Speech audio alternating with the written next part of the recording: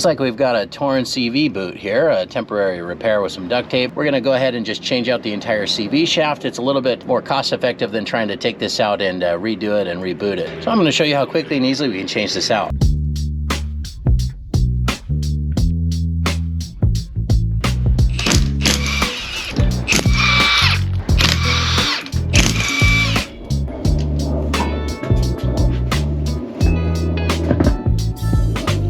Hey, what's up YouTube? Dan the Fix-It Man. Got another quick video here for you. I'm going to show you how to change your CV axle on a 2020 Kia Rio. Now this is the passenger side that we're going to do. It's completely split open. Looks like somebody tried to patch that temporarily with some duct tape. Maybe just to try to keep some of the grease still in there until they could get this done. But you can see the inside of the wheel has just been covered with grease. So first thing we're going to do is loosen this axle nut. Now normally this is staked down in one of these grooves, but you can see that the staking here has slid, or this has maybe backed off.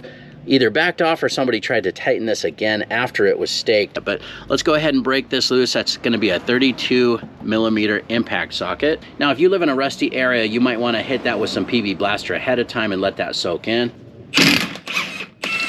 All right.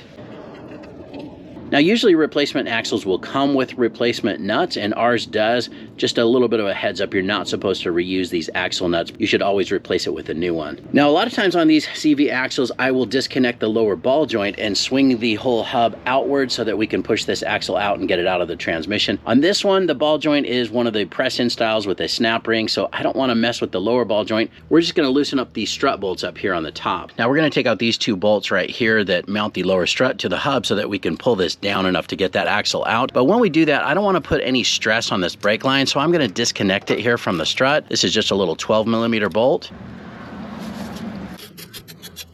That way we won't be pulling on our brake line so hard when we drop this down. Now I'm also going to loosen up this bolt right here for the ABS sensor. We can take that out so that we're not putting any stress on that either. Just carefully wiggle that out. We'll just tuck this sensor up here out of the way. And now we can take out these two bolts here. This is a 17mm on this side on the bolt head and a 19 on the nut. I'm just gonna hold this steady and break this loose with the impact.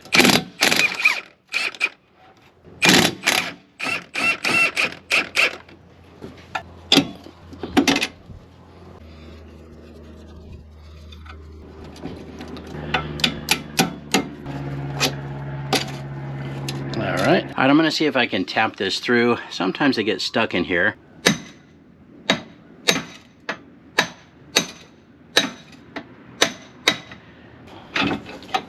There it is. All right, now you can just kind of let the hub sit like this. We're not putting any stress on the brake line, and the ABS sensor is clear. Now I'm gonna crawl underneath and try to pry this axle out of the transmission.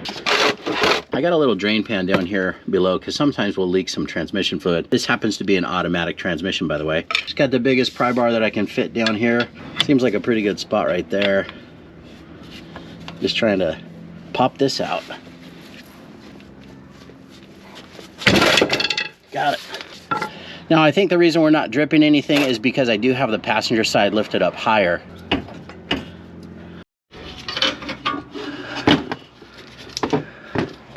All right, so here's the old one and here's the new one.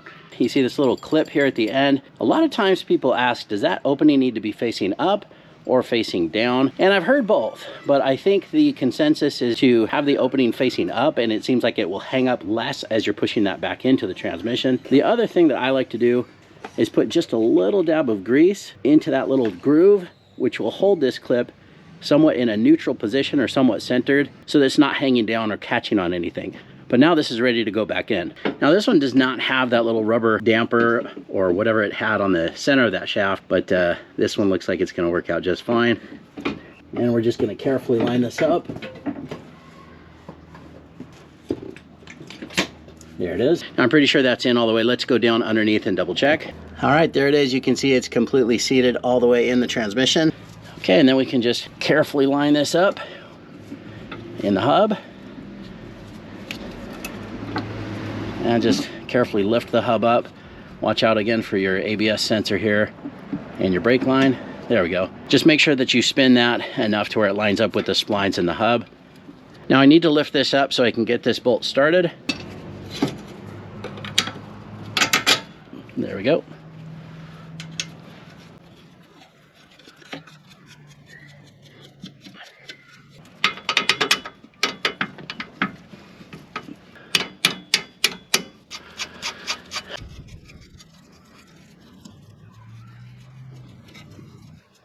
I'm just going to use the impact on a low setting to get these snug. And then I'm going to torque these lower strut mount bolts to 101 foot-pounds. Okay, and then we can put the ABS sensor back in.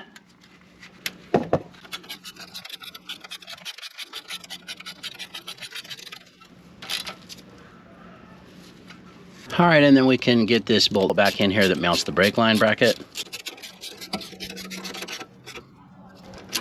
All right, and then we can put on the new axle nut here. Now I'm just using the impact on a low setting to get this snug. All right, now the torque spec I found online here was 155 to 206. What I'm gonna do is put a stout pry bar in the little vent here, and then that's gonna catch the bracket of the caliper as I rotate this so that this won't keep spinning. Now you can also have somebody just step on the brakes. You can also use a nice large pry bar and prop it here in between the studs, but let's go ahead and get this torqued. Again, the torque spec here that I found online was 155 to 206. Now it's a pretty big range on torque spec here, but go ahead and just pick something that you're comfortable with in between. I think I'm gonna do about 175 here on the torque wrench. All right, and you see this little flange right here? We just need to stake that down. I'm just gonna use this little punch here and pound that down into that groove.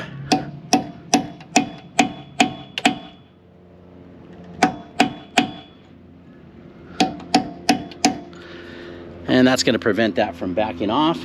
Now this has a groove on both sides. We might as well do the other side as well. So I'm just gonna spin this around.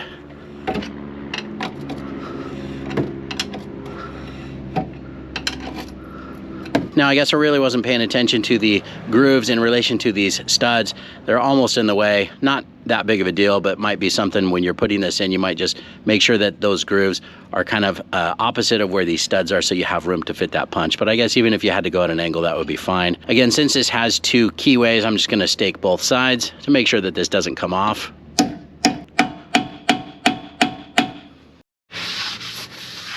Just wiping off the rotor here with some brake cleaner because I kind of put my hands on there when they were greasy. I think we're good now. And we are done. We just need to put the tire back on, get that torqued, and this is good to go. We didn't lose any fluid, so we don't have to worry about topping that off.